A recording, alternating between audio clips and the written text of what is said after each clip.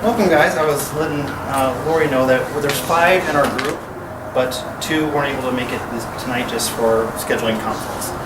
So I am recording this, but don't worry. You'll hear your voices, but you're going to see me. I do record all the classes, so just in case this happens. If something comes up, we're not able to make it, that we're always able to record that and share that with you guys. Okay? So welcome to our first orientation class. I know you guys, we've been talking about some dietary changes, and I know Lori we have as well. So I'm going to kind of go through and go over some highlights of what we're going to do tonight. And then I'm going to go through and have you guys actually introduce yourselves, if that's okay. And you can share a little bit about yourself. You can tell a little bit about why you're here. But again, just to kind of get to know each other a little bit. Okay. So again, this is our orientation class. I'm going to grab, I have binders I have to give everyone, so hold on. Are you going to go home with Dr. Julie, or are you going to come home with Mom? One more book. No more books. All done, Grace.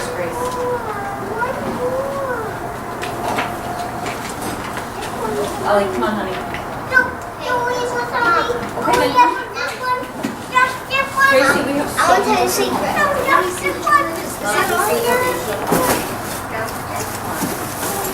Alright.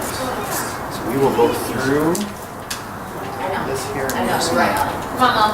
Okay. We've got this. So as our orientation class, a big part of this is kind of going through a little bit of this. So kind of going through some of the steps when we go to class, when we do these things, just what we're going to be doing, what we're going to be going over. There's a list of our class subjects, all those things that we're going to go through. I know you guys are all here for a few different reasons, but we're all here for the same overall big reason. And that's is we want to improve our overall health, and we want to start moving our health into a different direction. What's the matter? But we want to start moving our health in a different direction. And a lot of that really starts with just taking a few steps.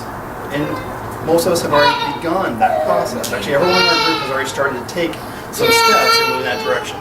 The goal tonight is to kind of put some more focus and, I guess, clarity on certain steps, review over some steps that we have done, and give us direction to where we want to go. That is the goal. And I know you guys have been making changes, right? Everyone here has been making changes. And the goal with all of what we do is I want the changes to be, I know that sometimes it can feel like there's a lot going on relatively quickly when we're making these changes. I want to try to make it as little steps as we possibly can so we can get to that destination. So let's begin, if it's okay, by just going around and introducing. You can just say your first name if you'd like. You can share a little bit about yourself, and if you'd like, you can share a little bit about why you decided to start this process and start doing this program. So, Mary Jo, if I can start with you since you're on the end. I'm Mary Jo Foss. I have Graves' disease, which is a disease. I don't think of it as a disease. I think of it as a condition. That's what the diagnosis is.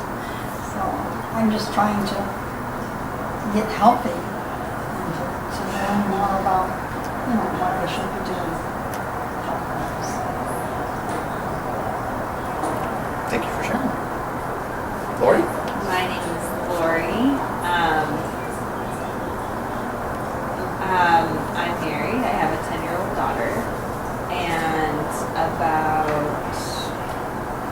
9 years ago, I was diagnosed with lupus and rheumatoid arthritis, which was not as bad until about a year ago. And I wanted to be pain-free without being on hospital. So that's what I'm doing. I'm Salome, and I'm retired. I came here because I wanted to I was having some digestive issues, and I may have to go to my doctor next week. I think I have kidney stone or something with my pancreas. I don't know. I'm going away for the weekend, so I have to just take them. But thankfully, the only thing I've really been dealing with is like kidney stone. Blessedly and fairly healthy. And so I do want to improve my health. I just turned 73, and I realized that the rest of my life I wanted to be quality. Yeah, we'll touch base for sure. That's what's been But I mean, what Salome said there at the end, I think we all agree with, right? It's, we want quality of life, and that's critical. I mean, that's what we're all, I know myself included, we're all wanting that as we all age. The two other members that aren't here tonight, Carol, and I'm sure on our next class she will introduce herself, as well as Rita. So hopefully we, all ladies, yep. And that's not uncommon. I definitely, percentage-wise, have had more women, and that's been my entire career as a healthcare provider. More women taking care of themselves than guys. I've had guys go through the program, but it's just women take care of their health more. It's just what I see across the board. So it's not an uncommon thing by any means. The first thing I want to do is go through a simple little exercise, and basically I'm going to give you guys 2 sheets of paper. And on the 1 sheet of paper, I want you to write down at least your major goal, but hopefully 2 major goals that you want to see happen. Things that you want to see change, especially in the next 6 months. Give it a little bit of a time frame here. What are some things that you want to see occur and change, especially health-wise, regarding your body or your health? On the other sheet of paper, I want you to write down 1, 2, 3 challenges that you feel may get in the way, or may be things that you have to overcome, or things that you have to handle in order to either reach those goals or just things in general to have better health. So the first page is what you want to see happen goal-wise. So what you want to see happen with your health. The second one are challenges that you can see that may either you feel get in the way, or things that you're going to have to overcome in order to reach those goals. All right, so I'll just pass those out, give you guys a moment to fill those out. So the one that is your goals. What I'd like you to do, hand that one out here first, is put your name on this envelope, and please put that in the envelope. And the reason why is because your goals, what we're going to do, we're going to put this in the envelope. It's going to go in my drawer in my desk. And in 6 months, we're going to take that out and we're going to sit down and see where we're at.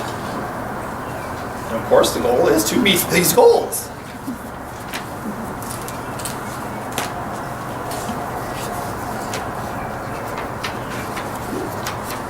I just give you one to start with. I'll give you the challenges in just a moment. I'll let you get that one finished.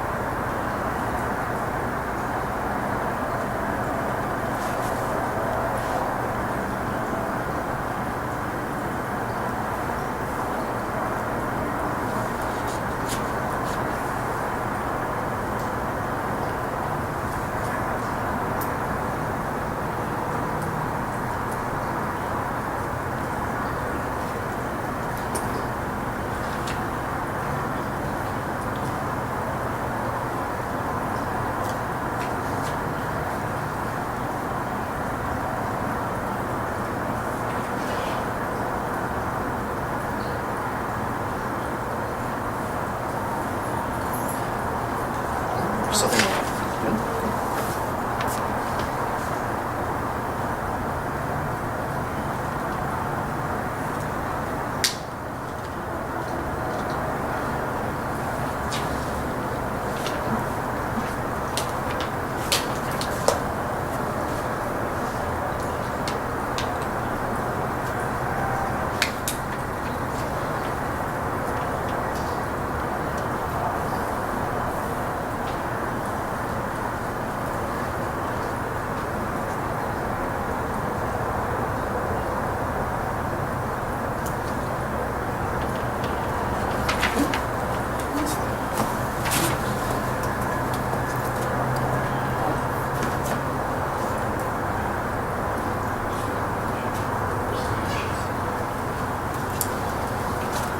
We're going to go through a little exercise.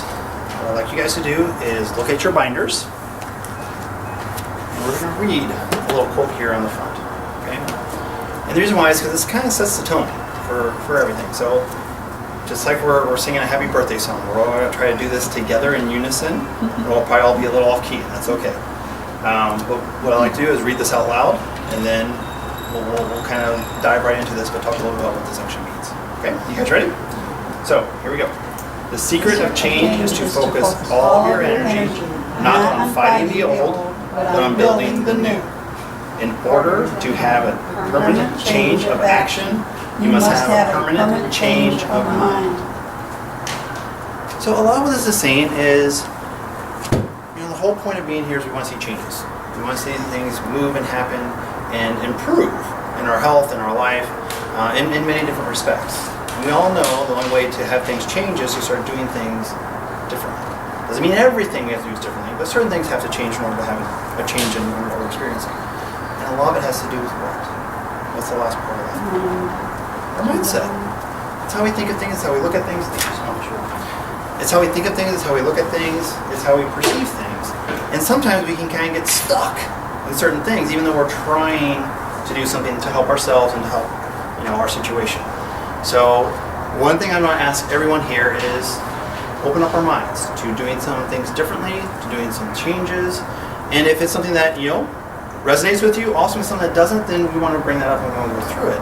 Because there's going to be challenges. We're all going to have challenges. That's why I wrote these down. And honestly, you may have more than what you written down here. That's okay. And I'm going to hand these back in just a second. I did make a copy so that, we know what you had put down. But we're going to experience challenges as we go through this process. And what I want you to do is, when you see that challenge, I want you to recognize it, that it is a challenge, and see what can we do to overcome this challenge. So let's pick up our sheets. I want you to read through your list one more time. And I want you to rip that sheet in half. Any way you want. You can rip it 3 times, 4 times, 1 time. I want you to rip it. And the reason why is because as these challenges come up, and they will, I want us to move through them. I want to rip through them, address them, handle them. And the only way to do that is to recognize them and to work together in order to address them. Right? So as challenges come up, and my goal really is, as you go through this process, in the beginning you may ask me more things. I encourage that. But also as you get farther along, you'll be like, well, maybe let's look at this or let's look at that. And I want you to kind of start to try to figure out what it would be the best course of action. And of course, bounce that off of me. It's the same thing that I've done with mentors of mine forever. So that's how we want to handle these challenges. Okay? And the biggest thing is, when we're saying change of mind, is change of habits. Do you guys think that maybe we've developed some habits that aren't serving us? I have. I mean, it's just one of those things. It's part of living, as we develop some habits. I'm not saying they're bad habits, they're just not serving us. They're not serving our goals, they're not serving where we want to be, especially when it comes to health. So do you know how long it takes to form a habit? Average. About how long it takes? 4 to 6 weeks. 4 to 6 weeks to form a habit. Do you know how long it takes to break a habit? About 4 to 6 weeks. So, but now, does that mean in 4 to 6 weeks, if we have a habit, let's say it's a certain situation with food, like like you have an addiction to a certain food, you have a strong craving to food. Does that mean in 4 to 6 weeks that you'll never want that food again? No. But everyone here started to shift their food. We've all started this process. So as we start to do that, the first period it's hard. I mean, it's really hard. And I've been through it myself, I understand. But as we get, a week into that, 2 weeks into that, 3 weeks into that, a month into that, and some of us have been a month, some of us haven't, but I mean, it gets easier. I'm not saying it's easy, it gets easier. Because you developed a different habit, you have a different routine, you have a different structure to things. So it's not that maybe chocolate chip cookie doesn't sound appealing, it probably always will for the rest of our lives, but you're just like, yeah, I don't really need that. I can go do something else. So and that's just with food, it's with anything else as well. With sleep habit, with stress, with all these things, we need to sometimes shift our normal routine and habit with these things. And as we do that, things change and things get easier. So that is a big part of this. And the cool thing is as you change those habits, you change you change your neurology, you change how your brain looks at things and perceives things. And it just opens up so many doors. So as you go through this process, a lot of people think that, you're taking things away or you're limiting it. I don't really want you guys to think that way at all. You're doing things differently, and to me, you're really opening up doors. So a lot of this is just going to be opening up new things, experiencing new things, and yeah, some of those things we're going to be kind of closing the door on that we've done, not everything. And I see it as two things. Imagine this is a door frame. And here is kind of what we've been dealing with. What have we been dealing with? And some of those things are good, and some of those things are probably not serving us. So what I'm going to ask you to do is open the door, come over here and start experiencing some new things, and not necessarily close this door, don't just keep looking back here. Turn around, forward. Look at new things. Just look at a new direction and new things. So as we do everything, when we talk about food, we talk about lifestyle, we talk about all these things, it's just more of a transition. I don't like to say elimination, I don't like to say like removing things, I like to say we're transitioning and doing things that are going to serve us better and bring us to a better state of health. Is that fair? Alright. So that's kind of the tone for pretty much everything we're talking about. I encourage questions and feedback. So if you have questions, you need clarity, anything, ask. So everyone benefits from us all participating. And me not just talking to you guys. I'm fine with that. I don't mind talking. But I think you'll get a lot out of it if you ask questions and if there's things on your mind that you want clarity. And we can share, because there's a lot of people here who have a lot of information. So we can share what we know as well and have a discussion. That serves us all so much. Right? So let's open up our binders and let's start with our schedule. All right. So if we look at our group and class schedule, it's that first page right there. So basically over the next 6 months there are 8 group classes which are marked on the Wednesdays, except for one, Thursday, August 17th. That's because I'm returning from vacation and I moved it to Thursday. I hope that's okay. If it's not, we can figure out a different day. But I just know that Wednesday I can't be here. So we can do a different week or we can do a different day. But otherwise... August 17th.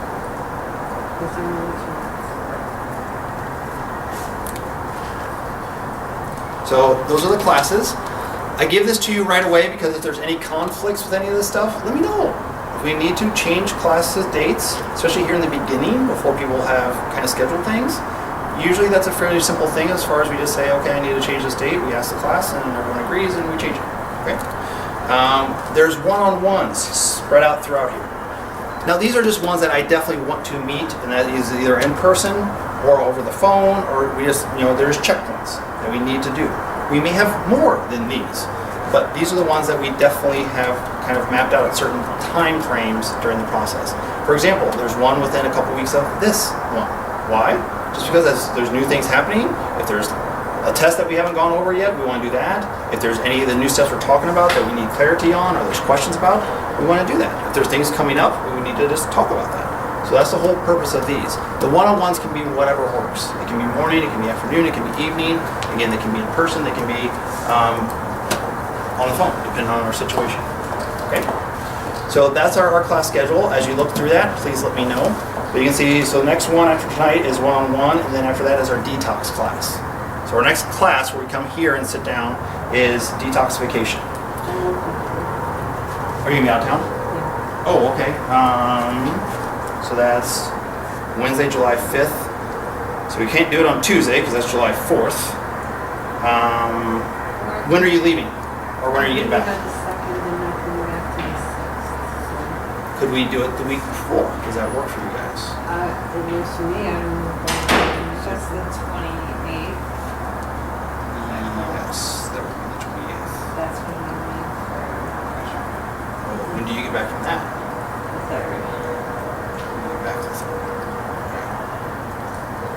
can bypass it,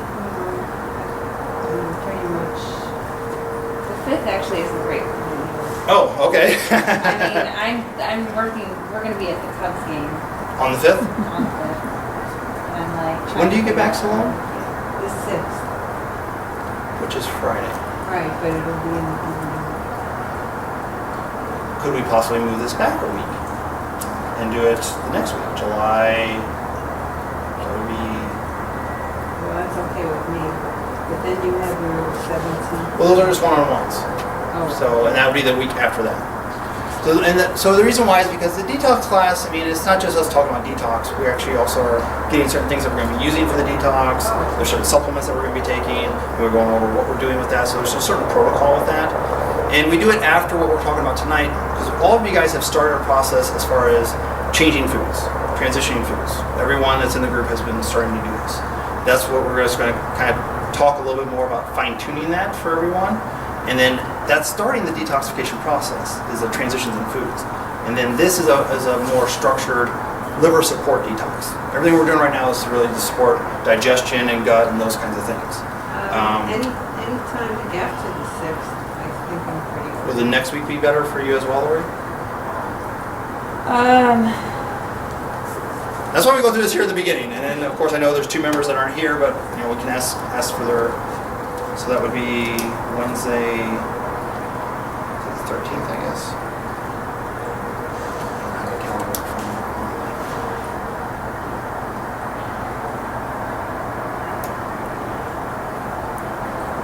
I would like, if we can all make the detox class to me, that would be a very important thing.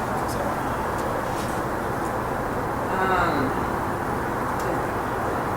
I'm actually going to Arizona. Are you going to Arizona? The 11th through the 18th. What day So is like the 11th? Monday, that's the Tuesday. So Monday the So 10th? Tuesday through Tuesday. Monday the 10th would work for me. I can check my schedule. Does that work for here? Who's here? As far as Then that, I bring it back on. No, I mean I mean there was trying to work around everyone's I schedule. know. Yes. That Mine's class I would almost- like if we can. So Monday the 10th we'll try.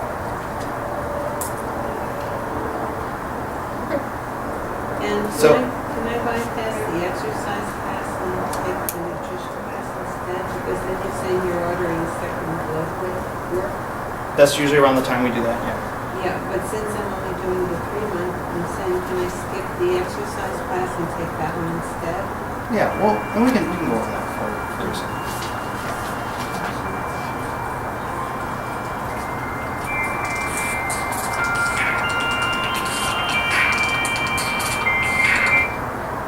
Yeah, we can figure that out.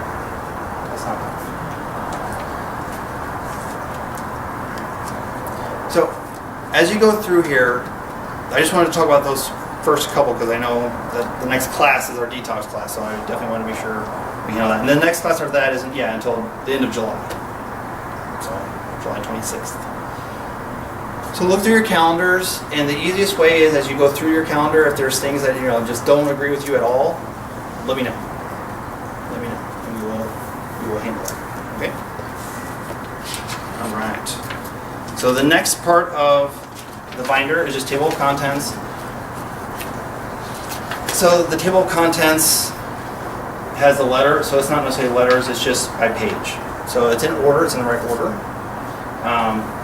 And there's tabs. So we moved from the tabs, I just haven't recreated my table of contents yet. So it's in the right order. It's just as if there's not A, B, and C, it's by the tabs. If you open up the orientation page, there's a little letter there from me. It's a welcome letter. And then the next page is my contact information.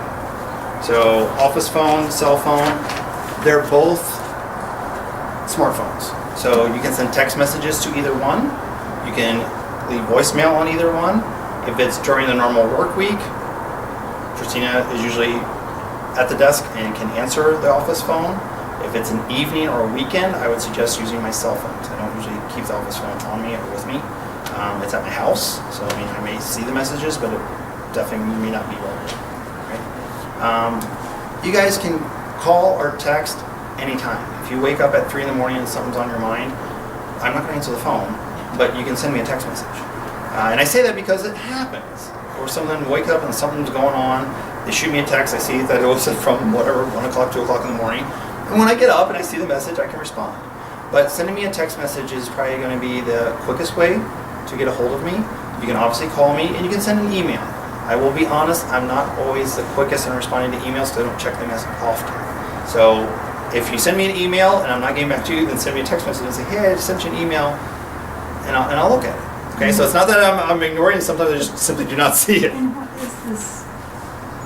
Oh, it's really, ARJU? I I'm know. sorry, yours What's didn't print, the first, it didn't print so good. We had what's it the printed. first two letters? It's my name, Dr. Justin Coop, Oh, doctor? at gmail.com. I don't know why it printed so light. But this is doctor. Oh, I see. It's DR, yeah. Okay. It did print very light, I just noticed that. Is that, We'll have to make sure next time they do this that they.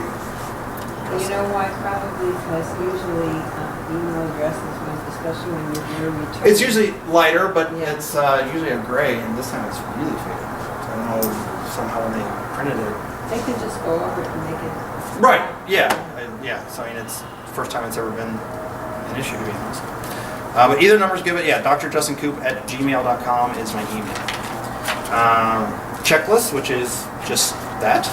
Visit protocols. Whenever you come in, whether you're coming in for a class, you're coming in for a one-on-one, if you're doing chiropractic or neurofeedback or any of those other services, sign in. Oh, so go ahead and the next. This is just things that we're going to be doing. So the classes, blood work, so the visit protocol. So come in and sign in at the front desk, and then in the front of your binders, I want to see one of yours, Mary Jo. There's this sheet. So this is your consultation sheet, all right?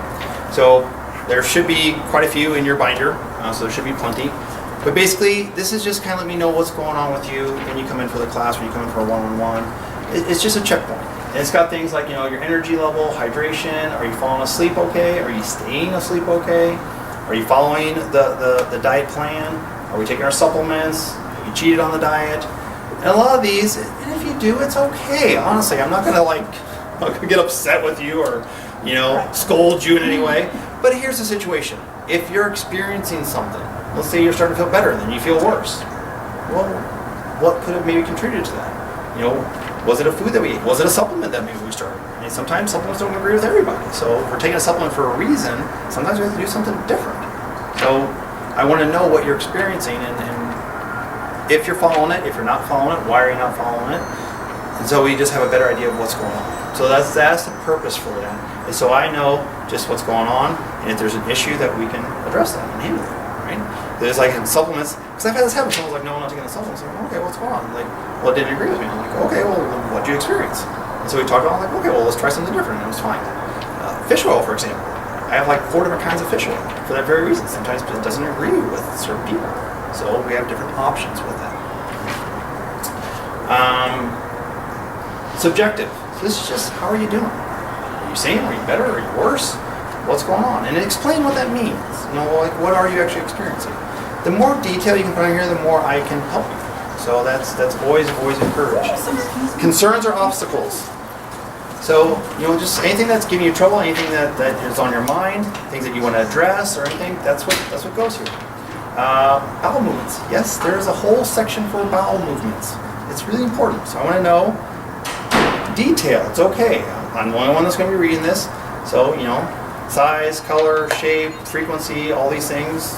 Detail is very important. It tells me what's going on with your digestive system, right? And just one thing that everyone hopefully knows is you should be going at least once a day. If we're not having at least one bowel movement a day, we're in a state of constipation. And that's never, ever, ever okay, and it's never good for our bodies. Now, of course, we shouldn't really be going more than maybe 3 times a day for at the most. If we're going like 10, that's too much. So, we want that somewhere in that 1 to 3 would be great. But that is a very important thing. And as we go through steps, that's probably going to change, and that's okay. Benefits that you receive from the program so far, and what do you want to keep working on? So, any changes that you're seeing, positive, and any things that are your kind of key things that you want to keep focusing on more. And then, of course, the bottom is for moving that stuff down. So every time that we come for a class or we come for a one-on-one session, please try to fill this out. And if you bring your binder, they're in there. If you forget, you can jot it down at the beginning of class. You can reach back.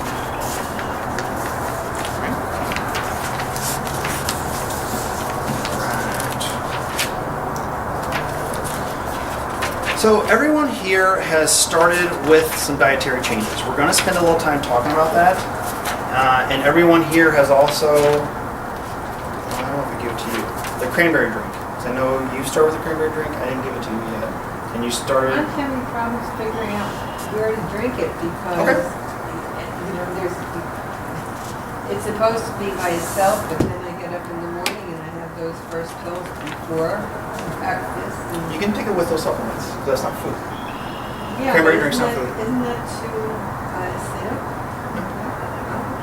Here, so and I know this is an extremely common question we get where it's so acidic. I'm like, well, everything that we ingest goes right into our stomach, which should be the concentration of battery acid. That's what our stomach should be. That's a healthy stomach environment. But when you're taking the supplements, I thought they may have an effect on it. That's why I didn't take them. I mean, as long as you're not like Well, holding they- it in your mouth. I mean, as long as you're they say- swallowing it down. Yeah, no, but when they say to take that drink, they usually say to take it first thing in the morning before anything else. The cranberry drink, or Some cranberry juice. so. My recommendation is I would like you to take it on an empty stomach, so not with a meal, but you can even take it with a meal. So the purpose of the cranberry juice is actually on this sheet in your binder. So if you go to page 13. So again, this isn't just cranberry juice. This is a cranberry drink. And the purpose of this is, so we have spring water, organic unsweetened cranberry juice, organic lemon juice, organic apple cider vinegar. I recommend not putting fiber in it just because I know it's there optional, but I don't like the taste of it. It's gritty. So cranberry juice. Cranberry juice helps with filtration. So the reason why, yeah, early in the morning is good is because you basically have just woken up. Your body is trying to eliminate some of the stuff that you've been processing through the night, so it's a good time to do it. I recommend actually doing this throughout the day. So not just in the morning when you wake up. Ideally, yes, on an empty stomach is ideal for absorption of this, but I've even had people sip on it during their meals, and that's okay too, because all these components, lemon juice helps with digestion, helps with your immune system. Apple cider vinegar helps with so many things in your body. It helps balance your pH, it helps eliminate buildup of waste acids that build up in our system that can form things like stones and other things, so it helps eliminate that stuff out of our system. Apple cider vinegar is great. Now, out of the three components, it probably has the strongest taste as well, which is why we blend these things together. It's tart, but it's not sweet. It's tart. I actually enjoy it. My 7-year-old loves it. Like he would drink probably a whole container of it. I don't give him that much, obviously. So the goal is I want you to drink this about an 8-ounce serving. So 1 cup, 1 fluid cup, 3 times a day would be ideal. Now I have people who drink it kind of before their meals because it's just an easy time to remember. I have people who drink it in the morning and then sip on it throughout the day. What I don't want you to do is I don't want you, oh, I forgot to drink my cranberry juice and just like chug it. That's probably going to upset your system. Yeah, I wouldn't recommend doing that, but sip on it throughout the day. There's not really to me, there's not a bad time to do it. It's not like if you do it at a certain time, you're going to negate the whole thing and it's not going to help you. So don't you have to brush your teeth after each time because they say it's not good for the enamel. Here's my take on that. Is there that much acid in this that's really going to erode your enamel? I don't know. I mean, we're talking about a 6 to 8 ounce serving that you're drinking. You shouldn't be swishing this around your mouth. You shouldn't, hopefully, to me, drink water afterwards, and that should be fine. It's not like it's going to stick to your teeth and It's only 2 ounces of cranberry. right. juice. So- Yeah. So I mean, I would not be concerned if you drink 1 soda. It would be 20 times worse than this drink. So for many reasons, but for tooth and enamel. So I wouldn't worry about tooth and enamel with this. Maybe drink a glass of water afterwards, but you shouldn't have to brush your teeth afterwards. I've never have. So, my kids haven't either. My kids have no cavities and tooth and enamel, and they've been drinking this stuff for years. So I wouldn't worry about that. There's way more acidic things. And again, it's not something you're eating and putting on. You're just drinking it. So that shouldn't be an issue. So timing wise, I mean, just whatever's convenient, to be honest. But I would drink it first thing in the morning. I traditionally don't take it with my supplements just because I like water with my supplements. That's just my thing. The supplements I take on an empty stomach, I take those and then I sip on the cranberry juice usually while I'm making my breakfast or while I'm preparing what I'm going to eat for breakfast. If I still have a little cranberry juice left over, I'll drink it while I'm eating my breakfast. My wife likes to just sip on it between meals, so she puts it in more of a bottle with a cap on it, so she can cap it, take a few drinks out of it, put a cap on it. So again, the main thing is I want you guys to start drinking this. If you drink it and it's really, really strong, you can dilute it a little bit more. Put some more water in there. I make it, and that's why on the bottom of your sheets it should. Oh, it does not say. So this, this version, I didn't update this version in the binder. If you write on it the above, the recipe times 7 is a half gallon. So if you take this recipe here at the top by 7. I don't make it more. Well, here's the reason why I would suggest maybe think about it. It makes life a lot easier. You make one pitcher, one container of it, and then you just pour out of it, and then when you run out, that gives you 7 times.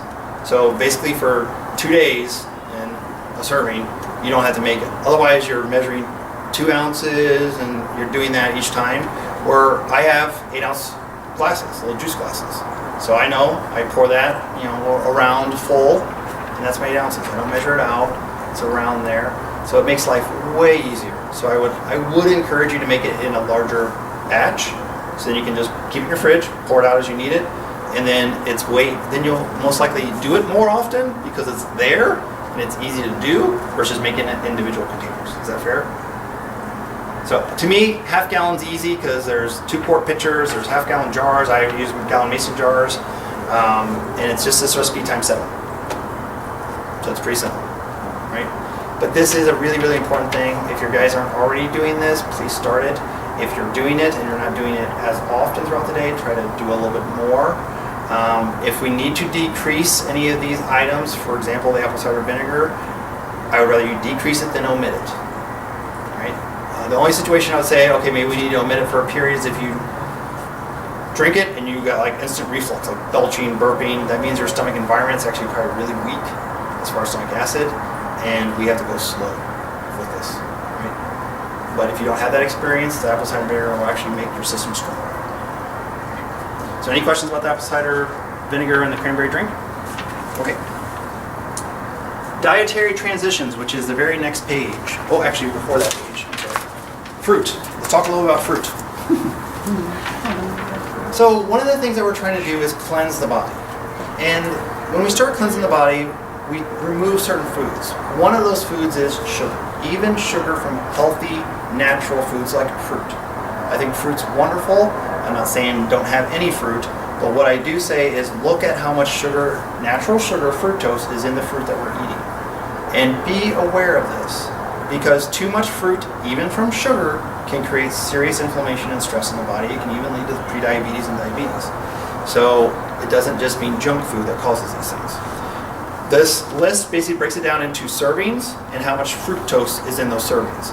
So we can see, here at the top, cranberries. A whole cup of cranberries is not even 1 gram of fructose. It's 0.7.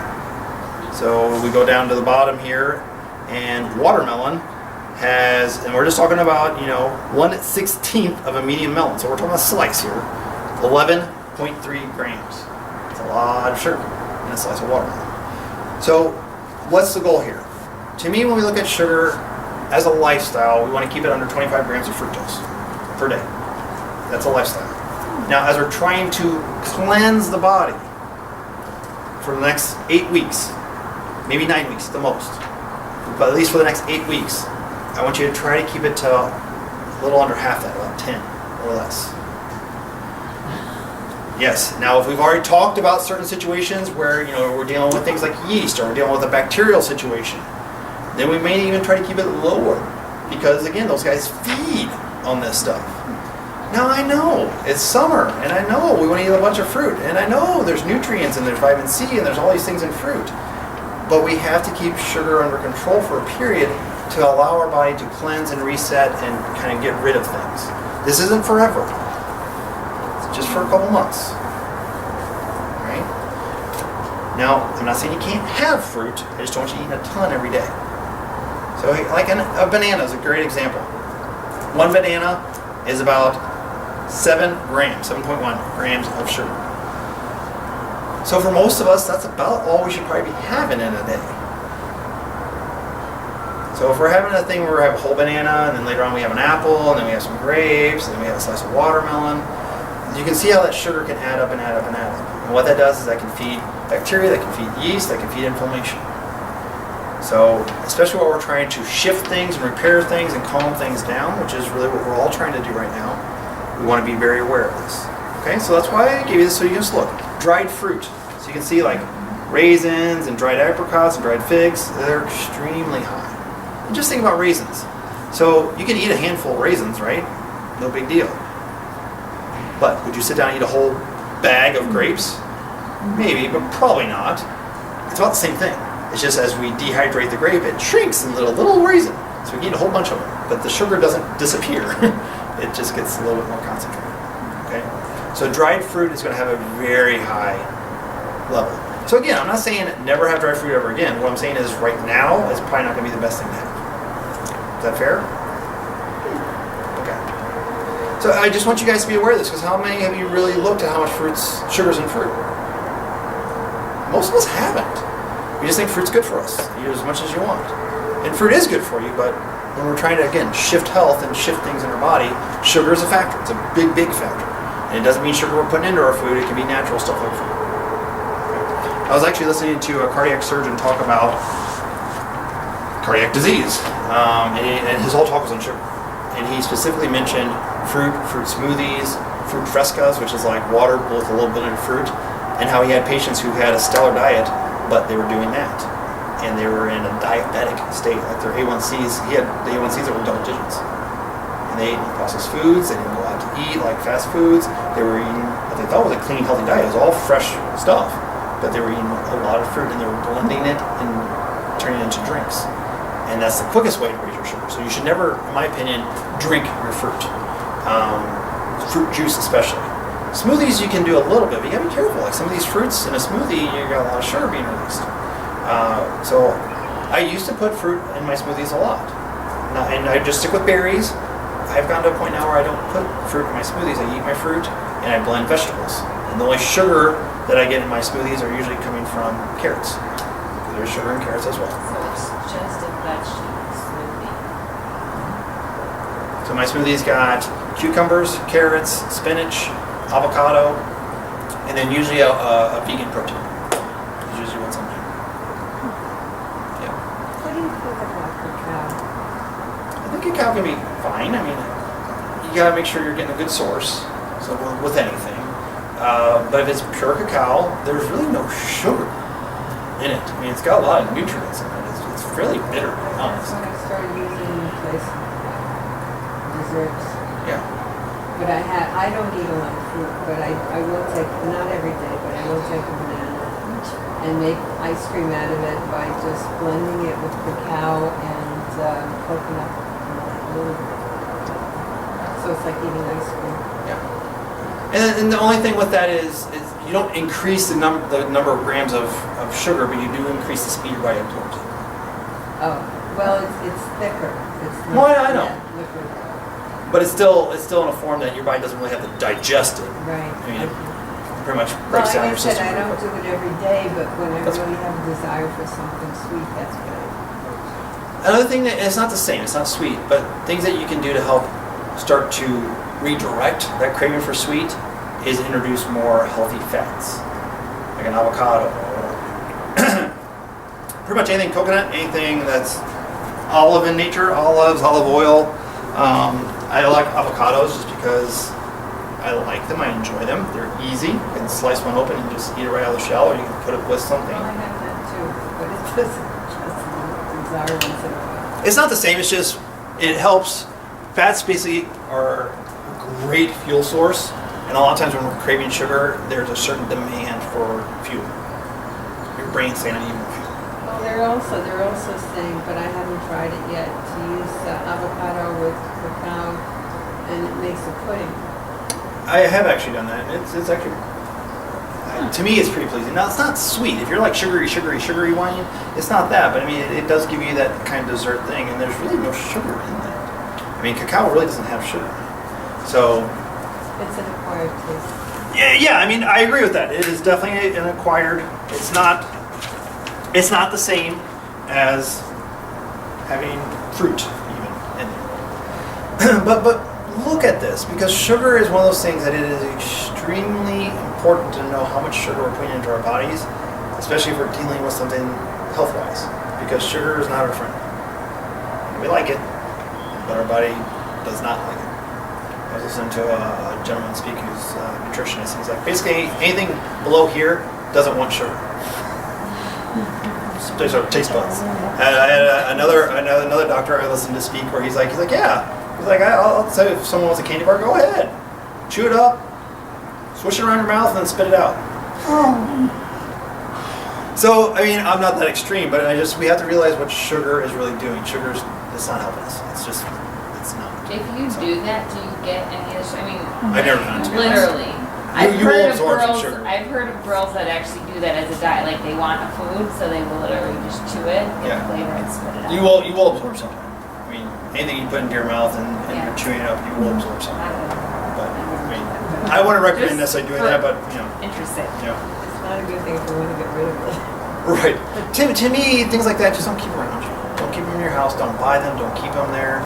I mean, if you have guests coming over or whatever, like for example, soda. I haven't bought soda in years. I can't even tell you when. People are like, well, what do you have out the party? I'm like, I have other things they can drink.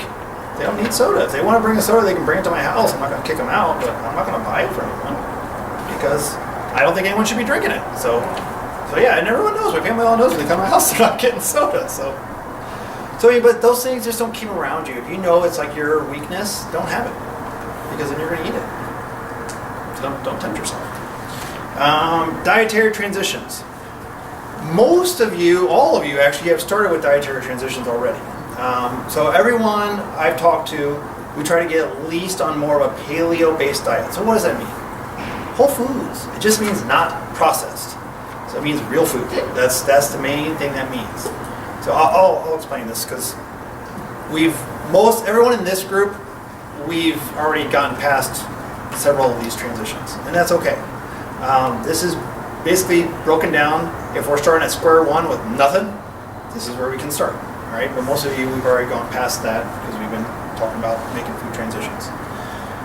So with this though, we're looking at transitioning foods. So yes, there are some foods that we will remove, but we're bringing in other foods. So at no point do I want you to feel like you're starving, that you don't have enough food, because this isn't a fast, this isn't anything like that. You should be eating. What it does mean is we may have to change this food for something else.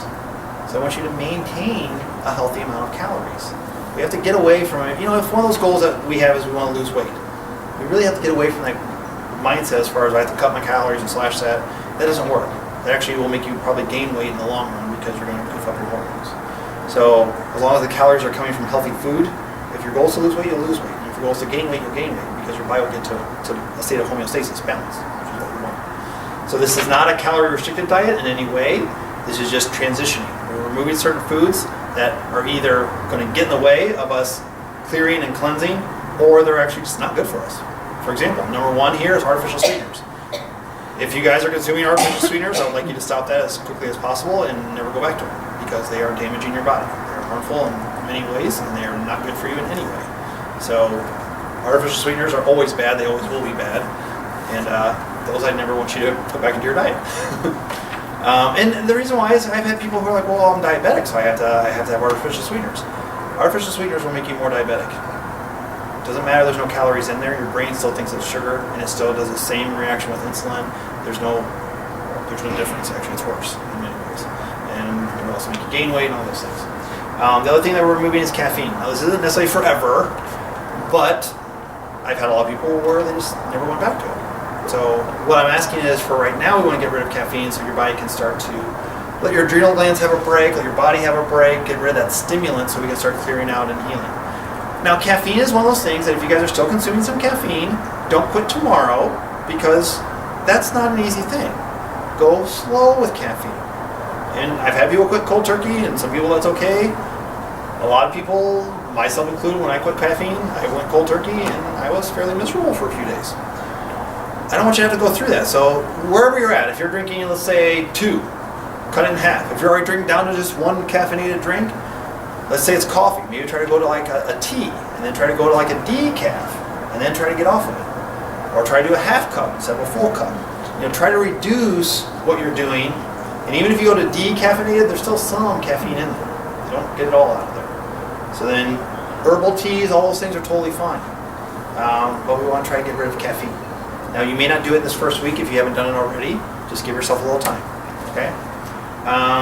What we are adding in though is vegetables. So at first just 2 servings. It says cooked, and the main reason why it says cooked is because if you are dealing with some digestive stuff, it's easier to digest cooked food versus raw food. I love raw food. I think raw food is fantastic. So if you don't have a digestive problem with raw food, eat it. Totally fine. But 2 servings. So that's basically a cup of green leafies or a half a cup of other vegetables with every meal, breakfast included. So what that means is, yes, for breakfast, we're going to have some vegetables. You can do a little side salad. You can do roasted vegetables. You can do steamed vegetables. You can do an avocado. You can do a vegetable smoothie. But we want to get vegetables in, and even in the breakfast. I know breakfast is one of those things I know especially that sometimes we think, well, I'm going to have my grain of some kind. Oatmeal or cereal or bagel or waffle or whatever. That's a lot of our breakfast foods. Or eggs. I think eggs are great, and we're not taking eggs out right now. Unless you're on a certain diet already. But I want you to encourage that it's kind of just meal 1, meal 2, meal 3. So if you wake up and have chicken and roasted vegetables for breakfast, it's okay. It's just a meal. But look at it that way. All right. We're also going to try to start including broth.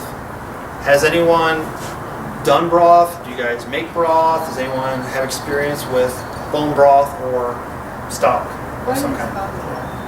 Bone broth is basically just stock that has used bones, chicken, beef, lamb, what have you. Chicken's probably the most common. So when you see chicken stock, that's broth, right? There's vegetable broth, and this is what I buy. There is, I yep. kind of hesitate with bone broth when I So I make mine. yeah, but it's still animal, and it's still... It is still animal, yes. And I don't know where that animal's been. I understand that. So here's the nutritional benefits. So there's certain collagen and components that are in the animal bones that are not in vegetables. Vegetable broth is nutritious as well. I'm not saying it's not. It's just different.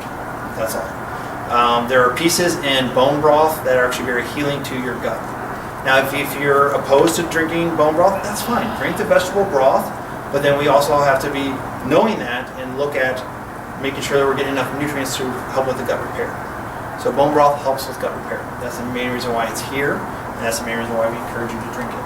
Now, as far as getting a good source, you absolutely want to at least get organic. Now, I know that's not a perfect thing. I realize that. To me, the best is, especially chicken's easier to find, and you can get locally raised chicken that someone, raises the chickens themselves, and even processes them sometimes. You can get that, but you can get a whole chicken.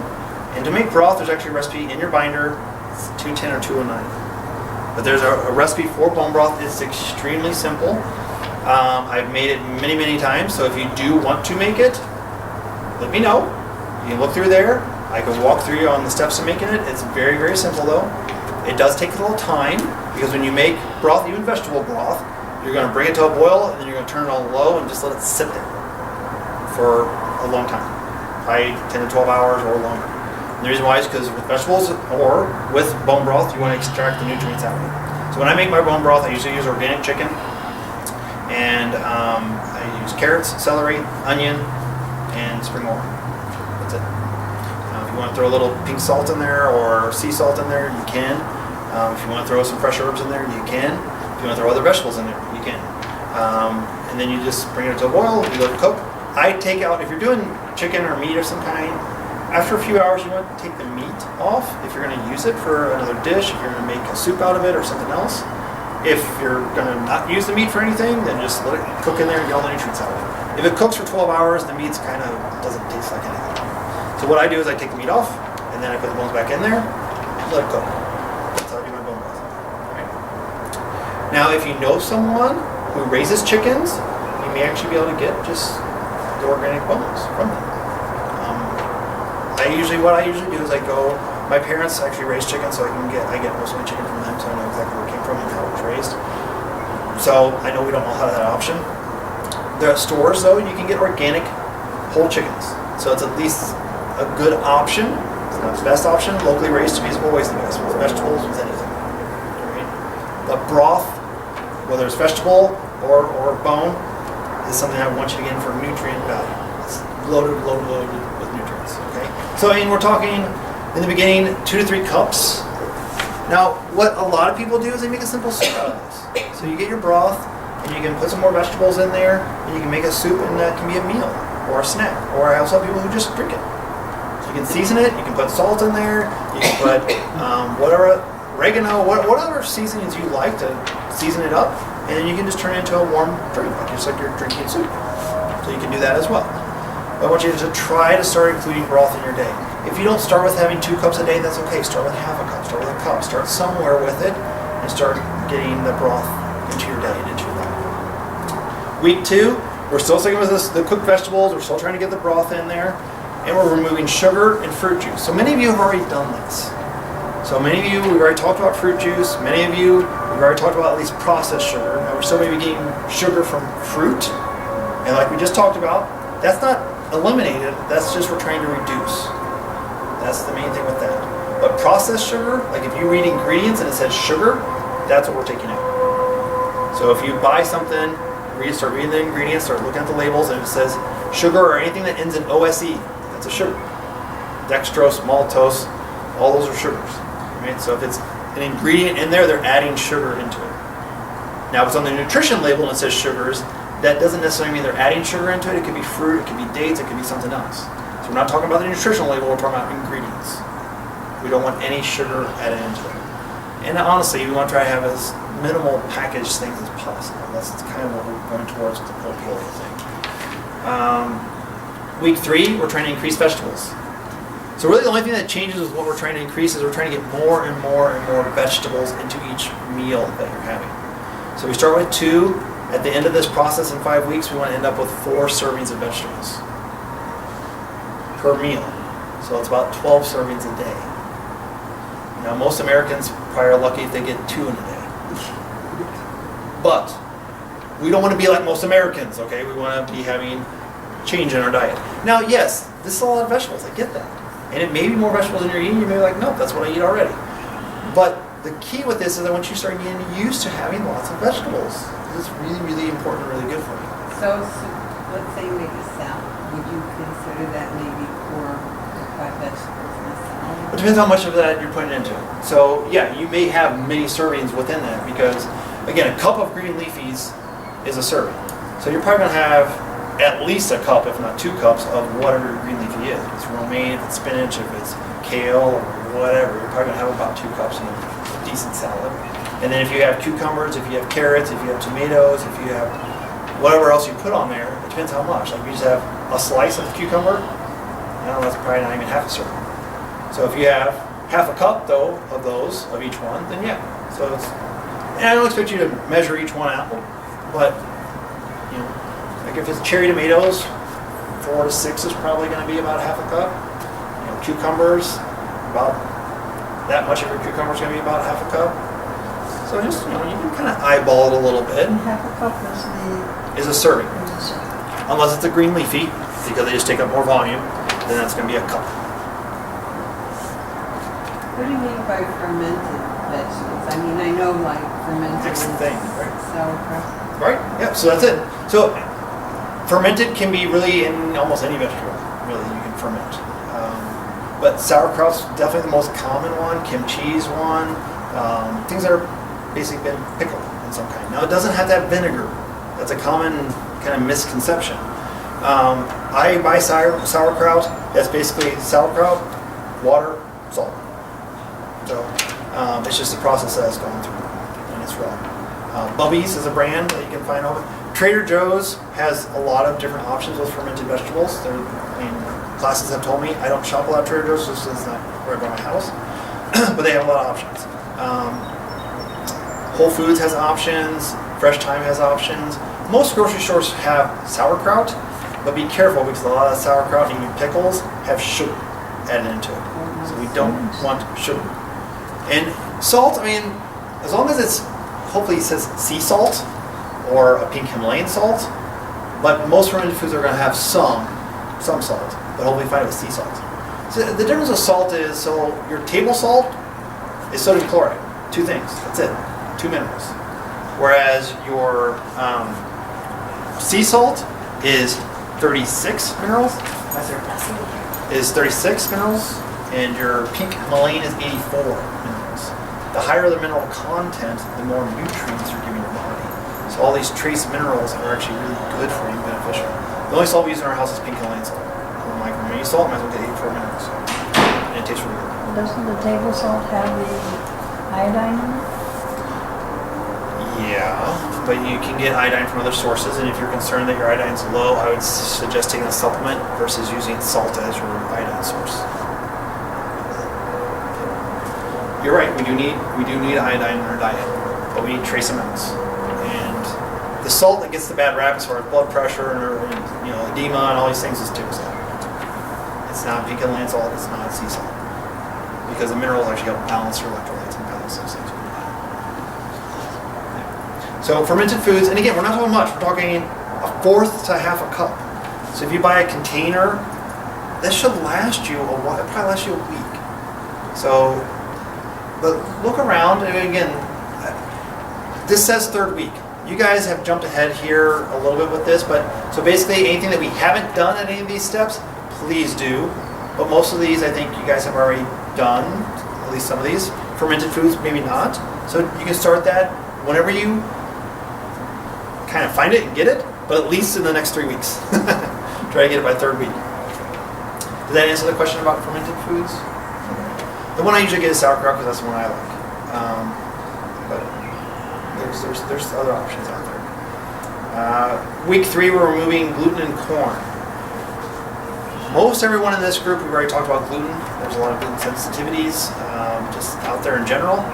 I'm gluten sensitive, and definitely gluten is one of those things when we're dealing with any kind of a digestive situation or inflammatory situation, it tends to intensify both of those. So I think I've talked to pretty much everyone in our group that we need to be gluten-free for specific reasons. So if you have not been gluten-free yet, please try to do that and don't have to wait till week 3. For most of us in our group, we can start being gluten-free right away. Corn, yep. But no, not with gluten-free products. You got my next point. Just because it's gluten-free doesn't mean it's healthy. So this is the situation. I don't want you to go, oh, gluten-free, no problem. I go out and get a whole bunch of gluten-free bagels and cookies and crackers and breads and pizzas and no, that's all still highly processed. And if you look at the very next week, we're getting rid of all grains altogether. Here's the situation with gluten. Gluten, for most of people who have a sensitivity to it, it's an immune response, which is a very serious thing. If your immune system's reacting to a food, then your body's in a constant state of inflammation and irritation, and that's not good. Now, gluten-free may not cause an immune response, but it's also very high glycemic, so it's going to affect sugar in your body. That's also not good. So I've been gluten-free for 3 years. It doesn't mean I consume gluten-free bread every day. If I really want something, for example, BLT, to me that just has to be on toast. But I'll get gluten-free bread and make that if I'm really craving that. I don't eat it every day. I'll be lucky if I have it once a week. Not even, probably once every other week I have some sort of gluten-free bread or bagel or something like that. Now that's a big switch for me. I used to have bread at least once a day, if not twice a day. So if you're in that situation, I get it, I've been there, I understand. But we really, as a whole, want to reduce grains. And for some of us, we need to cut grains out totally for a while because they're just inflammatory.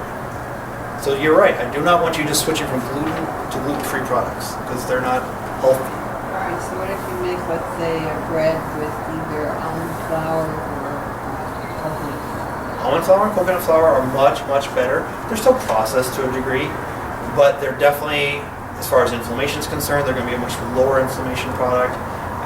Blood sugar, same thing. They still are going to have an impact on blood sugar because they're still broken down. You know, they've been milled, they've been processed, but they're going to be a better option. So I mean, to me, that would be better. Still not something I would say be having on a regular, daily basis because it's still been broken down and processed. But yeah, I mean, if we're going to make something like cookies and muffins and those kind of things, those are the flours that we try to use. You know, if I'm gonna bread something, for example, which I rarely do, but the one my kids wanted breaded pork chops because my parents make that. So I did it in a coconut flour. So I mean, so if you're, again, I wouldn't use it on a regular basis, but when you're needing to do that for something, because that's the idea, is you're still going to, if you want fried chicken, please don't go to KFC and buy fried chicken. You can get an organic chicken, you can get coconut flour or almond flour and season it just like you would normally do.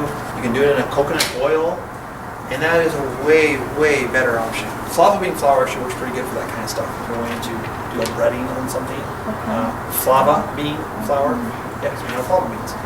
So, but it's not a grain, it's a legume, so there's that thing as well. You gotta be careful with legume sometimes. But yeah, those are better options, so, for sure. And coconut flour and almond flour are okay. I'm pretty sure everyone's diet that I've talked to, so those should be fine. You're still consuming those too, right? I can't. Almond flour doesn't matter. Coconut flour. Yeah, the AIP diet's a little bit restrictive with the nut thing, but yeah. Yeah, that's why they limit all nut altogether. Corn. So here's the situation with corn. A lot of gluten-free things have corn, and if you're gluten sensitive, down the road we could probably introduce some corn products or at least test them and try them. But right now I want to take them out because, well, corn is a very highly genetically modified crop, so that's one factor. It's got a lot of chemicals typically, but even if you get organic, it's a high starch. And it's also very reactive. It's one of the top 8 food sensitivities is corn. So we do want to look at that, right? Week 4. Any questions about anything so far? Okay. Week 4. Eat at least 4 servings of cooked, fermented, or raw. So again, 4 servings of vegetables. In cooked form, and raw form, and fermented form, but we're just trying to increase vegetables as a whole. We're still trying to do our broth. We're removing all grains, white potatoes, so you can still have sweet potatoes unless that's already on a no list for you. Soy, dairy, and alcohol. Right? So we're getting closer and closer to where we're actually looking at also a liver detox process. So all these things, also your liver has to be working on processing as well. So soy and dairy are part of those top 8 food sensitivities, which is why we're taking those out. All right, so as we're changing foods, again, some of you guys have already realized that we're on a certain diet because these are reactive foods, and some of you are doing SIBO protocol or other, we got autoimmune situations going on. So some of you already eliminated these out of the way. If you have not, I would still like you to. Right? But sweet potatoes are okay as far as on this list. Week 5. So again, we're staying with the 4 servings. We're trying to get the broth in. We're trying to get the raw foods and the fermented vegetables in there. This one we're taking out just mostly food sensitivity. So we're taking things like eggs out. I think eggs are a wonderful, wonderful food if you are eating them. However, they are part of the 8 food sensitivities. A lot of people do have sensitivities to food, to eggs. And the only way to really know with a lot of these foods is take it out, allow your body to go through some steps of repairing and cleaning and everything that we're planning to do, and then bring that food back in and see if it created a problem. And I don't mean a digestive problem. We'll go over that when we get to that step, but if it's creating a shift in your health, and a lot of times it's things like I feel tired, or I feel fatigued, or I feel run down, or I feel sore, or achy, or stiff. Those are also negative responses that you can have from food. It's not just a digestive thing. It can be an inflammatory thing. But eggs, tomatoes, shellfish, legumes. Yep. Summertime. I know. It's only for a month. What happens on week 6? So week 6, we continue with what we've done here, but we go into the formal detox. So that's where we'll start the detox process. So the detox process is a 3-week step where we're going through steps as far as giving some different nutrients to the liver, so we can really focus on phase 1 and phase 2 detoxification, which is basically gathering toxins and eliminating toxins out of the body. There's key nutrients that your body requires to run those pathways, those phase 1 and phase 2. And so the whole point of the support that we do during that time is to give your body what it needs to run those pathways very efficiently. So we're trying to ramp up your body's natural detox ability. So that's what happens in week 6, 7, and 8. Okay? So, because of the fact that I have already made it past week 5. With the food transitions, yes. Right. Like I'm almost at 16 weeks. Right. And I mean, is this going to move any faster, or I'm still going to stay on pace? No, because we're going to start with some of the gut repair stuff that you have not been able to do. Right. So you made the dietary changes. Correct. Dietary changes are a factor, a huge factor. But some of you have already started working with the gut repair. We're going to Right. give you everything that you need to tonight to start that. Yeah. So that's a process. So basically, we're eliminating these things. So a lot of these foods irritate our gut. So as we remove them, then we have to usually give our bodies some tools so they can actually start healing that. And that's why we wait till that, because the reason why we heal gut first before we detox is because if we have a leaky gut scenario going on, which a lot of times we do if there's certain inflammation and situations going on, that means a leaky blood-brain barrier as well. So if we don't address the leaky gut first, and we start pulling toxins out and removing toxins, then those toxins can actually circulate in your body and get into the brain because there's not a barrier there to protect it, and it can actually get lodged and trapped there. And that is not a good situation to be in. So you just don't need to make any further changes with your dietary stuff. But it's 'cause you've- just going to stay on the same track as the. Yep. We still have to go through that healing and repair phase. Yeah. Does that answer that question? Because I know you're not alone. Some other people have started with the detox process and are pretty far along with that as well. I understand. You're definitely been doing it for a long time. So, but that's kind of why we're doing the transitions right now, is so we can work on the gut and eliminate any kind of irritants that are going to. So, but I know tomatoes. I know it's summer. But this again is 8 weeks. So late summer, you can start bringing tomatoes back in. And if you're growing tomatoes, that's actually when they're going to be at the height. Now you're buying them in the store, I know. But if you have a garden or you're getting local farmers market tomatoes, to me the best ones are in the summer. So you'll still be able to enjoy them, and you can enjoy them up until week 5 if I haven't eliminated them from you already. Is that okay? Yes. All right. My biggie is eggs. Me too. I'll tell you. I mean, I love eggs, and But that's been my protein. I understand. So now, one thing I will also, with the detox, one of the supplements that we're doing. It's a clean. It's just pure amino acids, but it's a liver supportive powder. And so it's got other nutrients in it to basically run the pathways, but it also has just pure amino acids. Because during the detox, usually we're not eating as many diversity of foods, so we need at least pure protein. So that will be in part of your supplement as well, so you'll at least gain some protein from that. So we may need to look at some other portobello mushroom if you can handle those. That's a good source of protein. If you're not eating meat, then we may need to figure, like, I don't know, some fish. If you enjoy fish, that could be another source of protein. Yeah, we may need to do. Fish. I occasionally will, like tonight I had a salad on because I wasn't home, so I went across the street, and there happened to be chicken in there, so I ate it. It wasn't that much, but I'm not generally into No. any of it. So if you can have a little bit from time to time, or if we need to supplement with like a vegan protein to give you extra protein, then that may be something we need to do Yeah. for a period. But yeah, it's the main reason why we take eggs out again is because, and I've had this happen where people are like, well, I eat that a lot, and then we found out that they were actually having a reaction to it. I know So- I have a little, though it comes and goes. Sometimes, I might realize that I have a little bit of a reaction, not much. But then none. So I'm... Well, and the other thing is, as we're going through what we're going through right now with working on clearing the gut, repairing the gut, sometimes those food sensitivities resolve, they go away. So certain food sensitivities we want to, like to me, if you have any kind of an autoimmune situation, gluten is just one of those things that you're playing with fire. You may be able to tolerate it at times, but it's risky to me. So I mean, even if we heal the gut and we do all these things, should you go back and be eating a bunch of gluten? No, probably not. You probably shouldn't. You should probably find ulterior things to replace that with. But things like eggs or tomatoes or beans or, I had someone that reacted to broccoli. Like, yeah, we want you to be able to get back to eating broccoli. I mean, that's just, to me, these are good, healthy foods. I know. I've had many vegans go through this whole process. I've been having white bean soup from Mariano's as a meal for lunch because I'm running noodles. No beans. Yep, same reason. Beans are in the top 8 food sensitivities. So it's just the reason why we check these things is because right now we know. I mean, we're all here because there's something's going on, and we don't know exactly always. And food's just a factor.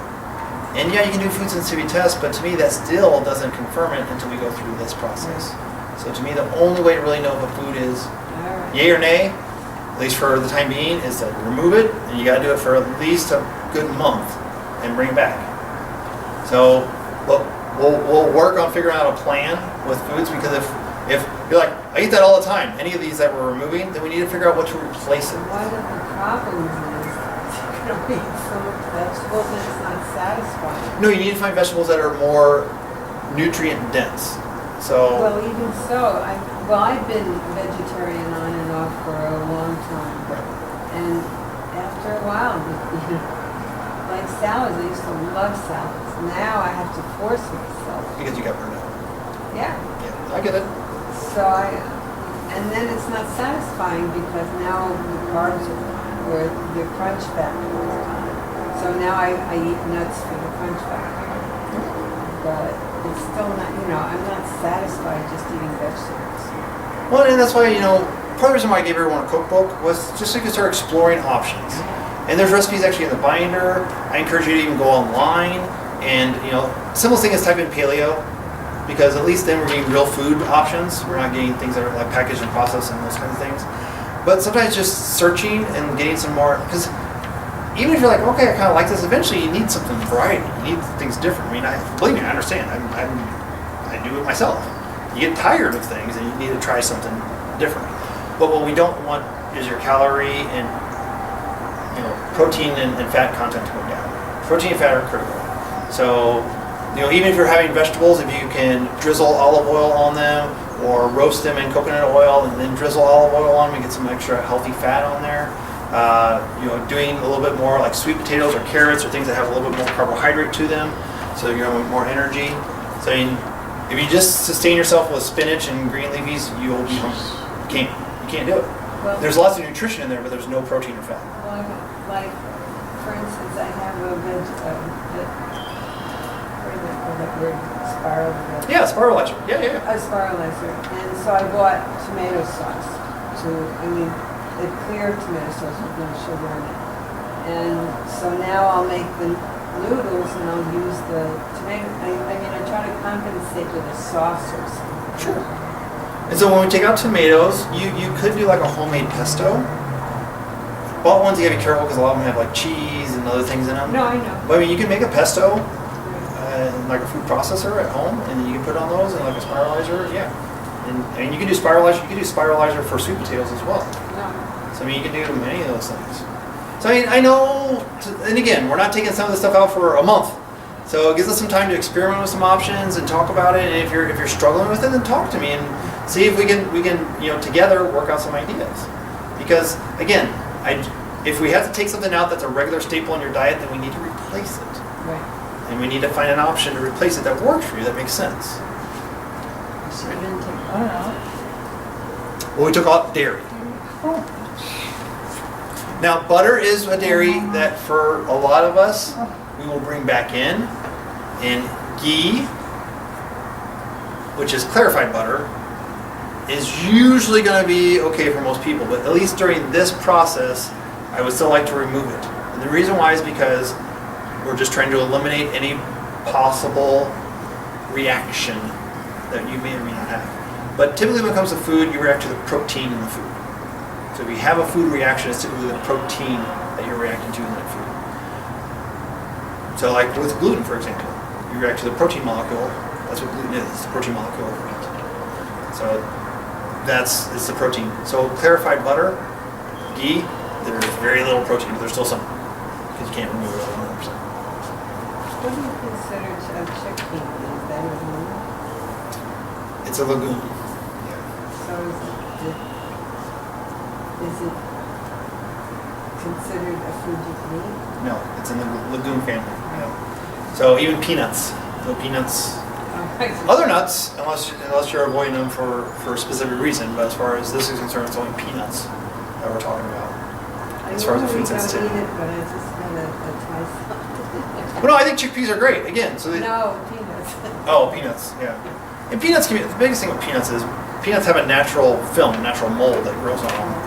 And a lot of us it does not agree with. So you typically, if you react to nuts of some kind, peanuts are usually, and that's why you should avoid roasted nuts, because all roasted nuts are pretty much roasted in peanut oil. So if you're going to consume nuts, which you can unless there's a specific reason you're not having nuts, if you have a sensitivity or an allergy or again if you're in the EIP, you want to get raw nuts, and then you can, if you want to learn how to soak them and roast them yourself, I can teach you how to do that and tell you how to do that. It's really, really simple. But if you buy roasted nuts, know that the majority of them, unless it specifically says it's in something else, are in peanut oil. So you're not avoiding peanuts in that situation. Right? Just so you guys are aware of that. So these are the transitions. So a lot of you guys have already started this process, but look at this as far as week by week. If there's something that you have not eliminated, look at that and eliminate it and really try to focus on increasing vegetables, decreasing sugars, decreasing fruits. That's what we had talked about. Trying to get some broth in there, bone broth or vegetable broth. Trying to get some fermented foods in there along the way. Okay? Any questions about this? And again, if you are eliminating a food that's a staple in your diet and you don't know what to do about it, please let me know. Let's talk about this. All right? For a lot of times, it's this last week that gets people. And you told me on the artificial sweeteners that I could use the stevia, but, Stevia is not an artificial sweetener. okay, because it's plant. Right. But I did see, somewhere I read something about the powdered, the white powder. Stevia? Yeah. Wasn't good. Well, it's been manipulated. Stevia doesn't come in a white powder form typically. Like we're talking like a powdered sugar kind of thing. Or, yeah, I've not seen stevia in that form before. Stevia a lot of times is in liquid. That's the purest form. Yeah. Is the liquid, or it's going to be in a really fine kind of crystal, really really fine. But Truvia, for example, is where they've taken stevia and manipulated it to make it seem like it's sugar and use like sugar. It's not stevia. It just has, it's been stevia that's been man altered. So the powdered version of it, I assume it's gone, I haven't seen it, but I'm sure it's gone through some sort of a process that I want to use. Just pure stevia, that's what you want to use, just pure stevia. For fermented vegetables, are we supposed to add those in, or is that just one of our options of vegetables? Like, By week 3, I would like you to try to add that in. Here's the reason for fermented vegetables. Fermented vegetables actually create a fantastic food source for the good guys in your gut, for the good bacteria. So again, you don't need much, but they produce certain organic acids in your body that they eat, the good bacteria eat and thrive on. And we want those guys to do well. So that's the main reason for those. And again, we don't need a lot of them. We just want to kind of get them into our day and get them into our diet. You can use them as a garnish. You can put them on the side of a plate. You can put them onto a salad. I like things like sauerkraut. I enjoy. So I mean, having just like a couple forkfuls of sauerkraut to me is, I like it. I actually eat a whole bunch of it. But too much fermented food is not a good thing. On the back, vegetables. So there's just a list. Just one question. Yep. Are we supposed to start at week 1 now, or? Well, most of you, like we've already talked about dietary transitions, and your should be, down. Not fully. Not fully, but so then that's what I said. So Yeah. even though we may have talked about things and we're like, well, yeah, I still haven't cut that out. So let's say caffeine. I'm just throwing it out there because it's week 1.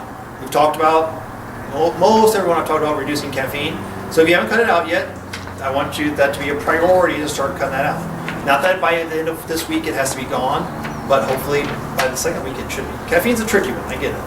And same thing, like if you haven't given up all sugar yet, like honey or maple syrup or something like that, by that second week, I want you to try to get rid of it. So if there's something that you're struggling with, I want you to try to get rid of it. So this just gives you a little bit more of an outline. So if we haven't gotten that out yet, definitely try to get it out by then. Things that I would say, quicker the better are like the gluten and the grains, because everyone here is dealing with a certain degree of an inflammatory situation or a digestive situation of some kind. And those are definitely going to be more problematic in those situations. Any other questions about this?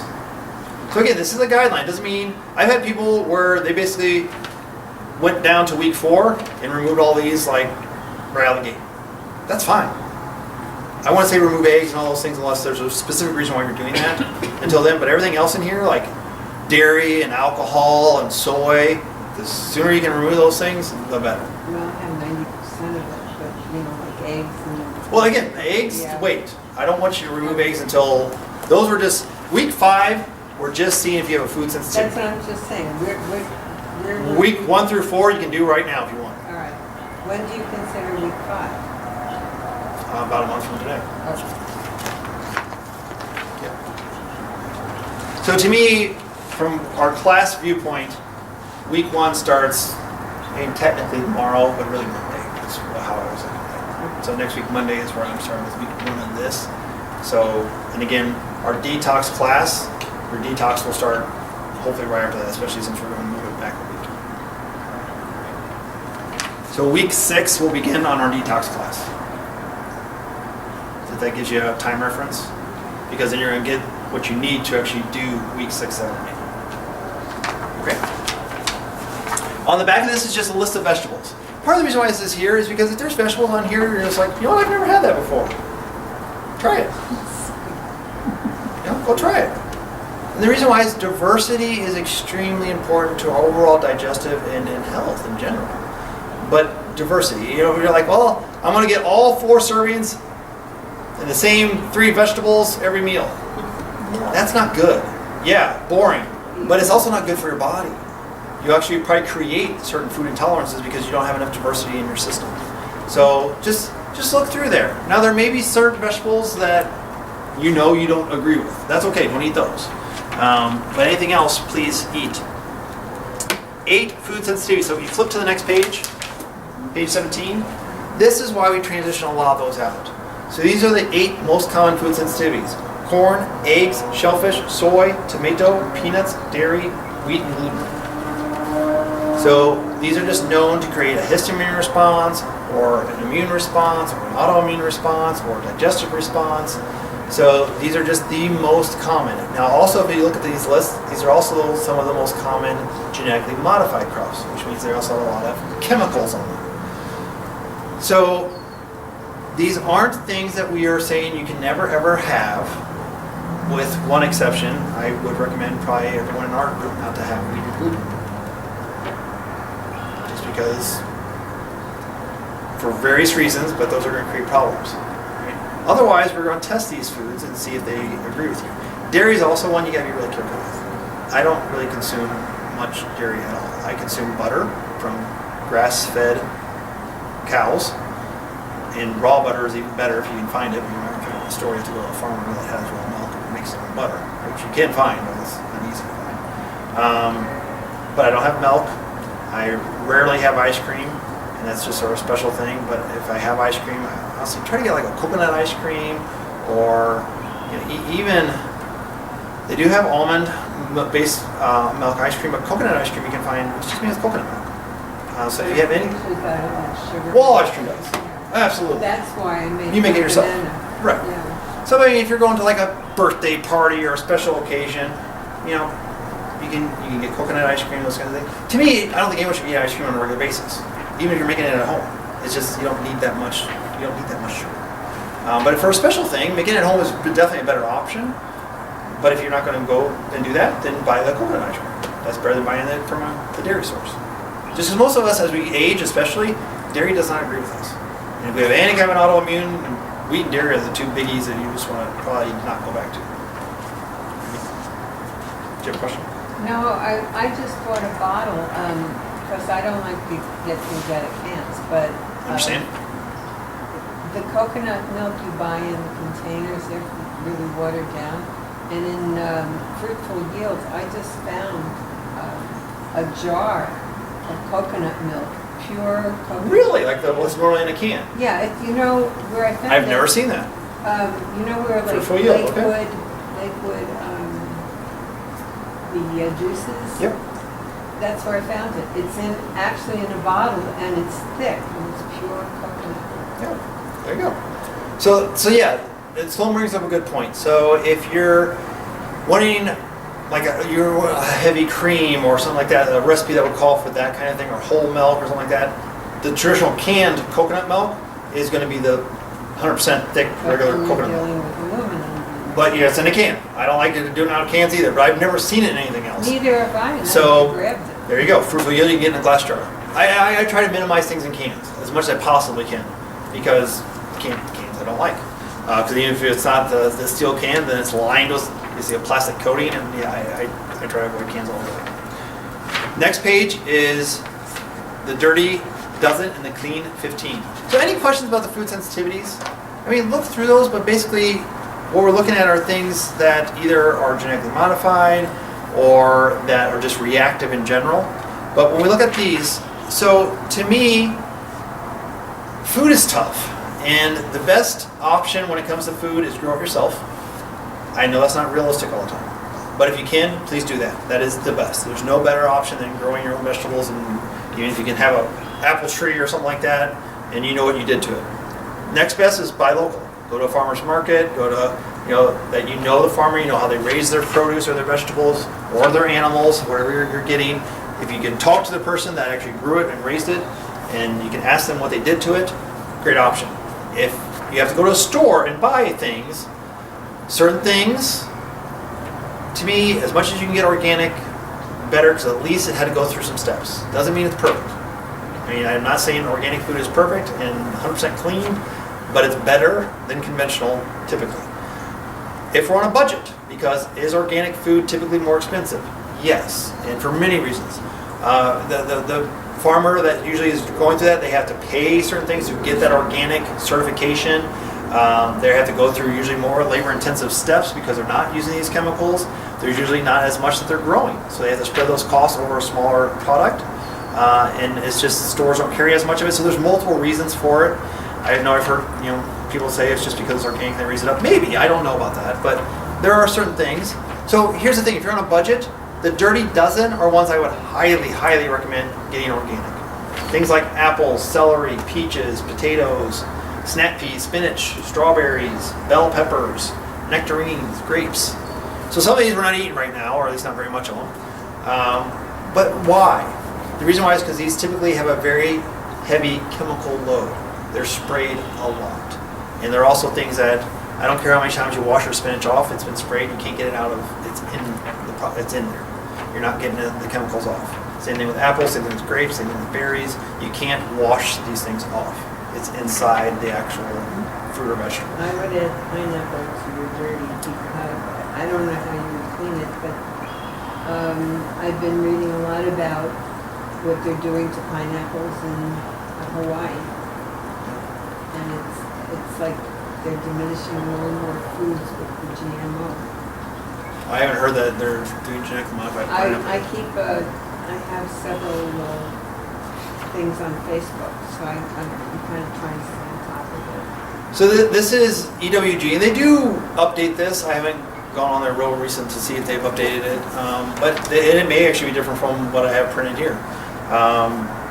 This is 2015, so, but EWG.org, which is right there at the top, and they do this, and they try to stay on top of it. They try to look at, and they're just looking at chemical loads, they're looking at GMO, they're looking at these kinds of things and seeing which ones are at the top. All right.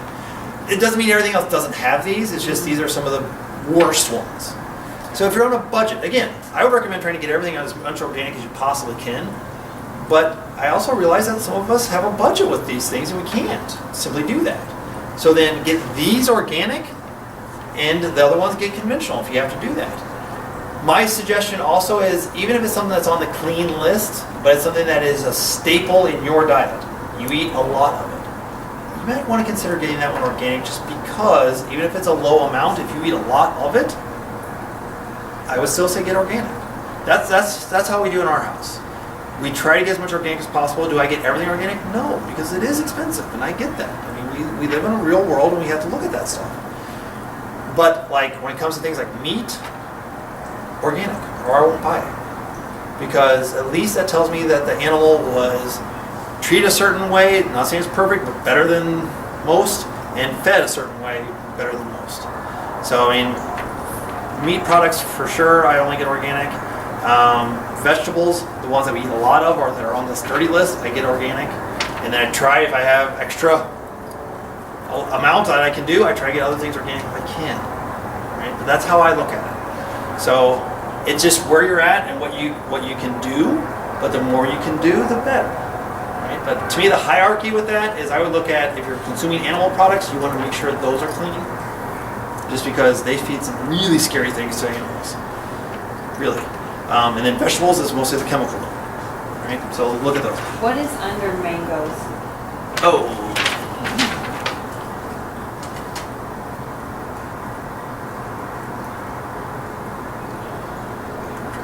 Top right. Oh, Clean. onions. What is onion? Yeah, typically onions are not too bad because I've grown onions. Bugs don't like them. They don't like your cabbage and broccoli. I mean, bugs are like crazy with those things. But onions, they don't usually touch those ones. So those are usually fine. So the next section talks about organic. I mean, so again, we spent a little time talking about that. But if you're not consuming organic products, read through this, look at it. There is a difference with these things. I've had discussions with many people, and to me, local's best. Farmers markets are fantastic. With many things, especially on those dirty lists or with animal products, at least try to get organic or wild caught. And I mean, I know our oceans and everything are polluted, but the farm raised stuff is just, talk about pollution, those are really bad. So when it comes to things like seafood and fish, try to get wild caught, and don't get the big stuff. So like, don't get like grouper and a lot of tuna and all these things because they're huge fish, and they're going to consume and have more of those just toxins in the water. They're going to absorb more. They're big fish. So try to get your smaller fish. They have less toxins. So like sardines and anchovy, like you're having fish oil, that's what they should be made out of. You don't say you have to eat them, but that's what they should be made out of. So you definitely don't want to be consuming toxins in your fish oil. Consider from the East Ocean. Yeah, because of the whole Japan and Fukushima thing. Yeah, I know we live where there's just toxicity. There is. So we do the best we can because we still have to eat something. How many of it is grown in California, and it's enough because all that stuff is shifting over there. I know. But again, there comes a point when there has to be some balance, and you have to be like, I have to eat unless I'm growing in my backyard. You do the best you can. So that's why we do organic options, and organic doesn't mean it's perfect. I'm not suggesting that in any way. To me, it's just less chemical load than the other stuff. Right. And then we want to optimize our diet. Part of the reason why I take everyone through a detox process is because of that. We just have, even if you're trying really hard to eat clean and live clean, there's still toxins in our world, and our bodies simply get burdened with that. So doing things to help get rid of some of that stuff is important. It's very important. Right? So, but then it goes through and talks a lot about organic and the reasons to look organic and the differences between organic and conventional. Please go through that and look at that. It gives you some tips on buying organic and everything. So there's some good resources there. Leptin resistance. So I'm going to have you guys read this. It's part of your homework assignments. So leptin resistance is basically that signal. It's a hormone. It's a signal saying, I'm full, I'm good, I don't need to eat anymore. And leptin resistance is we don't get that signal. We don't get that I'm satisfied, I'm satiated feeling, even if you had a whole meal. So you may sit down and eat, a good meal. You'd be like, I can eat more. All right, I'm still craving something. And that's because A, we probably have this going on where the signal is just not happening. Or B, we got something wrong with our blood sugar or both. So that's why we usually don't get those signals. Okay? So there's rules on page 32 to help get your leptin resistance back in order. And one of it's like timing of meals. Like, have dinner at a decent time and don't eat past dinner. So you know why breakfast is called breakfast? Break fast. We should be breaking a fast when we eat our first meal of the day. So what that means is you should have a 10 to 12 hour period where you don't normally eat anything. So if you eat dinner at 6:30, don't eat anything until 6:30. Now that should be when you're sleeping. So if you work at night, you should have a period. Even if we have a night shift job or whatever, and we are eating every 4 hours, that's actually not your digestive system is always on, always. It never gets a break. That's not good. But if we're also eating things that are low calorie and low carbs and low everything, then you don't have fuel. So then your body's always hungry. So that's why we encourage like more of a ketogenic paleo type of diet where we're consuming healthy proteins and healthy fats. Fat, which we'll talk about in a later class, but fat should be close to 50% of your caloric intake. Now I don't mean, fat on a T-bone or something like that. Animal fat can be okay, but I mean plant-based oils especially, like avocado, consuming coconut, consuming olives, consuming avocados, all those things. Nuts can have a good source. Eggs can be a good source of healthy fat as well. But we need to get a lot of fat into our diet, healthy fat. We got to get rid of that whole notion that fat's causing cholesterol and all that stuff. It doesn't. Healthy fat doesn't actually help with those. Do you guys know what the main cause of cholesterol issues is? It's not the yolks in your eggs. It's not even really the bacon, to be honest. It's sugar. It's sugar. Sugar and refined carbohydrates that turn into sugar. That's what drives cholesterol. At least the biggest thing that drives cholesterol. So I know we've been under that at least they've been telling us that's been the reason for so long. So go read through leptin resistance. It's pretty straightforward information, but it fits along with what we're already talking about. So, just kind of timing of meals can be a very critical thing. Now, if you have a blood sugar situation going on, then you may have to look. Like if you have an early dinner, like you eat at 5 o'clock in the evening, you may need to have a little protein snack at some point because you may not make it till 6 o'clock the next day.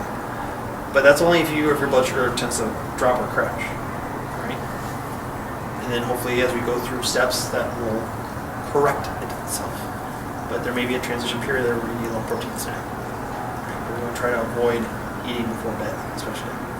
That's like probably the worst time. And I'm guilty. Have I done it before? Yes, and I'm sure we've all done it. But it's like one of the worst things we can do is eat and then go to bed. Okay. So another homework assignment is through this process. There's a few documentaries that I will recommend, and the first one is Hungry for Change. Has anyone seen it? It's good. It's just about healthy eating. It's a really good, well done documentary. I've had a lot of people that enjoyed it. It's family friendly, so if you wanted to watch it with children, it's definitely okay. There's 6 documentaries that we'll recommend, and most of them are very family and kid friendly and all those kinds of things. There's one documentary that if you haven't watched it, I would encourage you to watch it. But if you have children, I would say maybe not watch it with children, and that's Food Inc. We'll talk about it a little bit later. It talks more about what we were just talking about, the conventional system with raising animals and animal processing.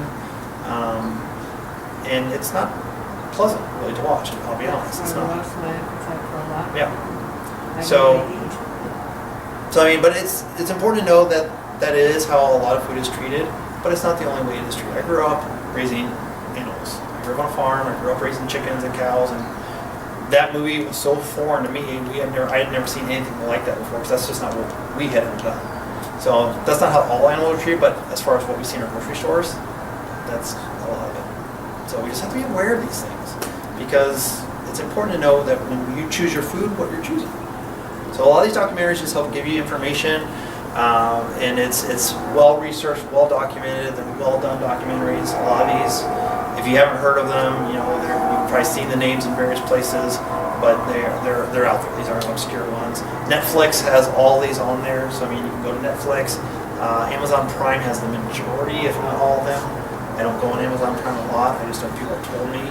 If your local library does not have them, they can get them, so you can request them.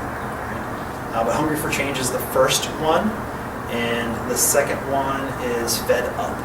So if you want to write those down. And then I'll give you a list, but those are 2 good ones to start with. I'd like to add something about animals. Sure. I don't know if you eat animals, but I learned this a long time ago. If you eat an animal that's not happy, you eat their vibration. Sure. and you carry their vibrations. So if you're gonna eat it, you wanna eat an animal that has been treated well. I agree with that. It's not just what they're fed, it's the environment that they're in. Because you're taking on their Sure. vibration. Well, and to me, it's also like, when we think of things like inflammation, all these things, think about what causes us inflammation. If we have a terrible diet and we're under tremendous stress, do you think our bodies are inflamed? Yes. What do you think an animal experiences? Same thing. And inflammation creates certain hormones to be released in your body. It's released in your body. It's just what happens. And then we eat that.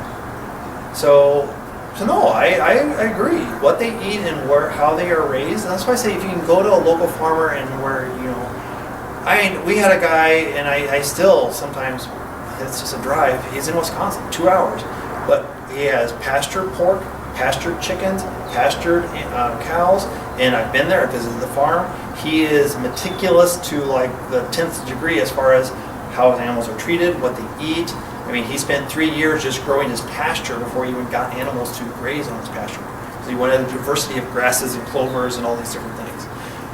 So those kinds of things are out there. Now, you're not going to find that stuff in the grocery store, but you can find it. A lot of times you can even go online, look at co-ops and different things, and find one that's local around you, and you can get things that are locally farm-raised products. And that's your best option. But otherwise, at least get organic.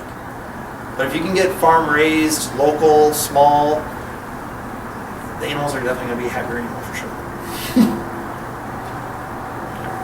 Right? But now that's an excellent point. Excellent. All right, so I have a couple things to hand out for everyone here.